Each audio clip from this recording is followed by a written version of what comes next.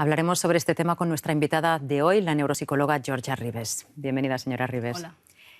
¿Qué posibilidades hay de que los refugiados traumatizados como el sirio Besam Istanbuli puedan curarse completamente con la terapia? O sea, ¿quedan huellas o uno puede curarse definitivamente?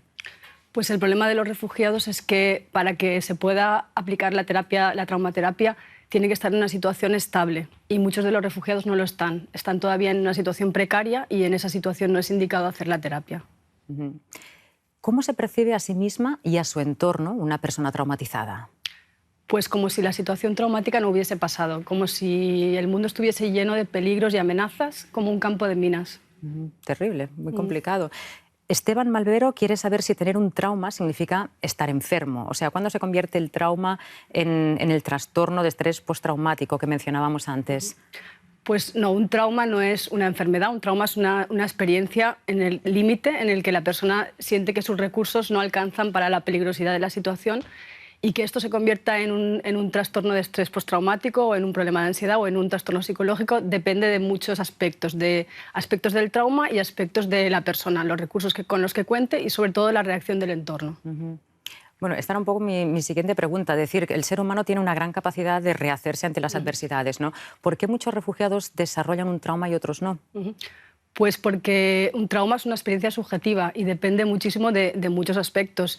Muchos tienen varios traumas acumulados y el efecto de los traumas es acumulativo, lo que se llama el efecto building up.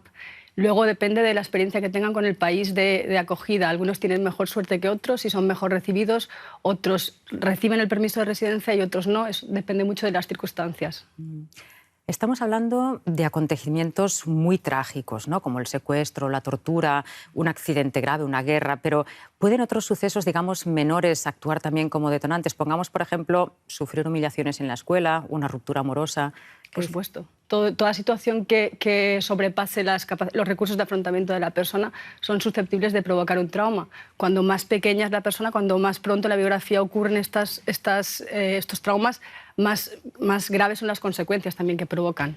Las rupturas también pueden provocar un trauma y no solo sufrir el trauma en las propias carnes, sino observar que otra persona sufre un trauma también puede traumatizar. O sea que en el caso de los niños, de los menores, me imagino que eso tiene que ser mucho más difícil superarlo, llegar a superarlo. Claro, es muy fácil traumatizar a un niño porque apenas tiene recursos. Algunos piensan que un trauma afecta solo a personas débiles o personas hipersensibles. ¿Es esto un prejuicio? ¿Puede afectar a cualquiera de nosotros en cualquier momento de nuestra vida? Es un prejuicio. Toda persona es susceptible de ser traumatizada. Las personas llamadas resilientes, es decir, con mejor capacidad para afrontar el estrés, pueden afrontar mejor ciertas situaciones, pero hay situaciones que prácticamente nadie superaría, como la tortura o las violaciones. Muchas gracias, señora Ribes. Después seguimos hablando de las terapias.